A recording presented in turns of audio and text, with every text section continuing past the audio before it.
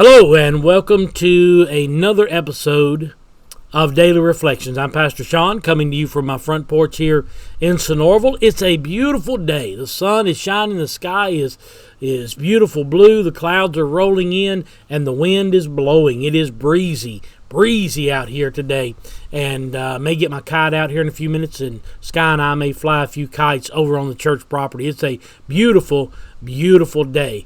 I want to talk to you today about something that happened to me last night. About 2 o'clock in the morning, early this morning, the Lord woke me up. And usually when the Lord wakes me up, I'm not going back to sleep anytime soon. So He woke me up about 2 o'clock this morning and began to speak to me in my prayer time. And as I began to pray and talk to the Lord and over concerns of what we're going to do over the next 2 or 3 weeks concerning the reopening of our church, I began to pray and began to talk to the Lord more and more about it. And the Lord reminded me of a message that I preached a couple of years ago that talked about the 4 answers that God gives you when you pray. The first answer is yes. Sometimes when you pray, God says yes. Go for it, and you take off running with that glorious answer, and you're just the happiest person seemingly in the world at that time. The second answer that God gives us is no. Sometimes God says no, and we have to learn how to take the good with the bad, the yes with the no, the positive with the negative as we feel like, but in God's eyes, it's the answer that He knows is best for us. So sometimes God says yes. Sometimes God says no. Sometimes God says wait. Sometimes when we pray for something, this is not the season. Sometimes when we pray for something, this is not the time. And the Bible is divided up into times and seasons, and our lives are divided up into all of these different times and seasons where we come together and we figure out what's going on in each other's lives, and our seasons line up to where we're in churches together, we're in ministry together, we're on mission trips together, and all of these different things happen and these seasons line up. And sometimes God says now's not the season, now's not the time, and we have to wait. We have to wait on God to answer that prayer. We have to wait on God to move in that situation. And sometimes that's tough. Sometimes that's really tough. And then the fourth answer that God gives me, or gives us from time to time, is slow down. Slow down. That's a tough one as well. Because in the world that we live in a fast-paced world. I call it sometimes a microwave world. We live in a microwave world where everybody wants whatever they have, whatever they can get. They want it right now. We live in an instantaneous world. If you don't know where something's at, you Google it.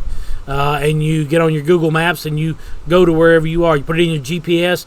It tells you exactly where it is. If you don't understand something, you get on YouTube and you watch a video of it, and it teaches you how to do whatever it is that you need to do. If you don't know what something means, you Google it. If you don't understand what it is, you Google it, and you get an instantaneous answer from Wikipedia or whoever, and you get that instantaneous answer. If we want to, Sky's been riding the rides at Walt Disney World in Florida, and she just pulls up YouTube and she has a virtual reality ride on one of those rides down there at the Magic Kingdom. We live in an instantaneous world where our needs are instantly gratified. God is not a microwave God. God is a crock-pot God. He takes His time and does things in His time and His way and His season. So many times we get into the idea that we have to have something right away. We have to have it right now. But God says, hey, slow down, take your time, and wait. Now, when I was praying last night and the Lord told me to slow down, it led to the plans that we will have presented to you tomorrow for our church. We're not going to get ahead of the curve. We're not going to do anything to jump the gun, but we are going to get ourselves back into the sanctuary, but we're going to take our time. And we're going to talk about that in a later video, possibly tomorrow if I can get in touch with my last 2 elders tonight, talk with them, and go over the plan. But here's the thing.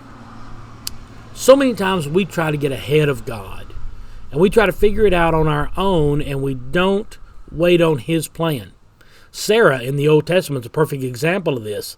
She hears the promise that God is going to give Abraham an heir, and she even hears the promise that she is going to have a child. And she gets so anxious about it because she's old. I'm too old to have a kid. I'm too old to have a child and all this kind of stuff, that she pushes Hagar, her servant, into the bed of Abraham. Now, Abraham was just as guilty as Sarah was, because he didn't stop and say, oh, no, the plan is to come through you, not Hagar.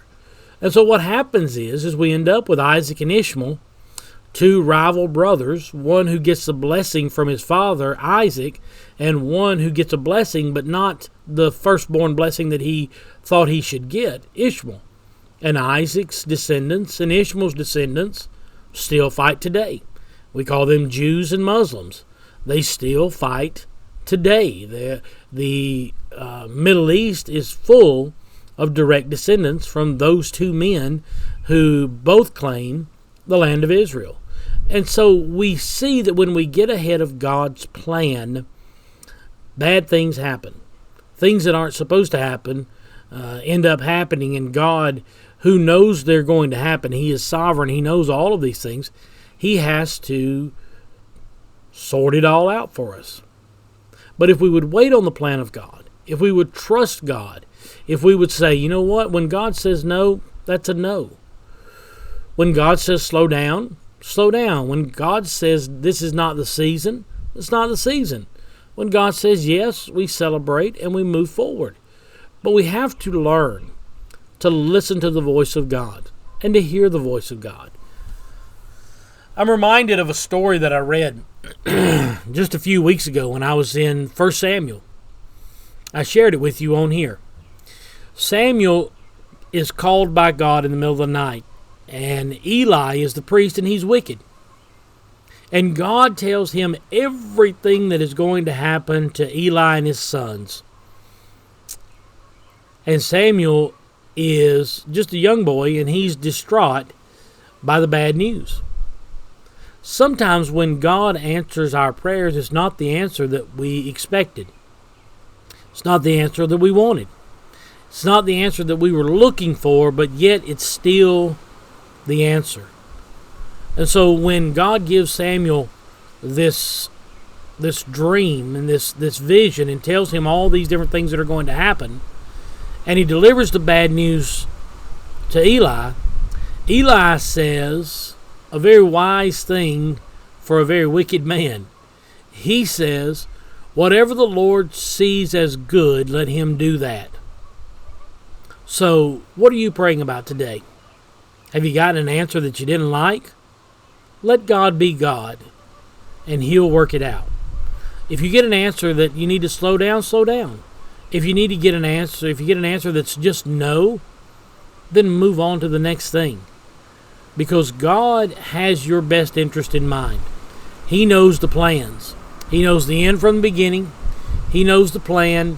He knows the end results. He knows what's going to happen between first base and second base. What's happening between second and third, and what's happening between third and home. He knows the entire play. He knows the entire run. He knows the entire situation. And He's got your best interest at heart. So let's listen to the voice of God. Trust in the voice of God. And watch what God will do. Coming from our front porch tonight, this has been another episode of Daily Reflections. I hope you are enjoying these. If you are, give us a thumbs up on the YouTube channel. Give us a like on Facebook. Share this video. And watch what God will do. Again, I am Pastor Sean. This is Daily Reflections. I love you, and I'm praying for you. God bless you is my prayer.